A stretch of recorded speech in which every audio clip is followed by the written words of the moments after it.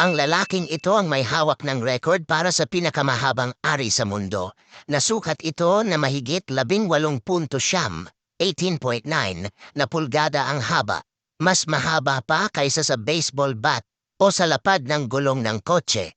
Si Roberto Esquivel Cabrera mula sa Mexico ang nagpasindak sa buong mundo nang kumpirmahin ng mga doktor na ang kanyang ari ay halos 19 na pulgada o halos kalahating metro ang haba.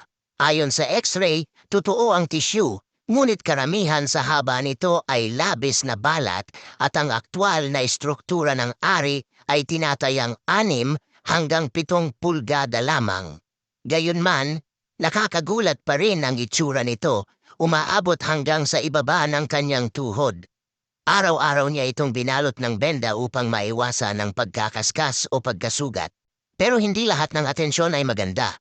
Ayon sa kanya, halos imposibleng mamuhay ng normal dahil dito, hindi siya makasuot ng ordinaryong pantalon, nahihirapan siyang matulog, at wala siyang relasyon dahil sa laki nito.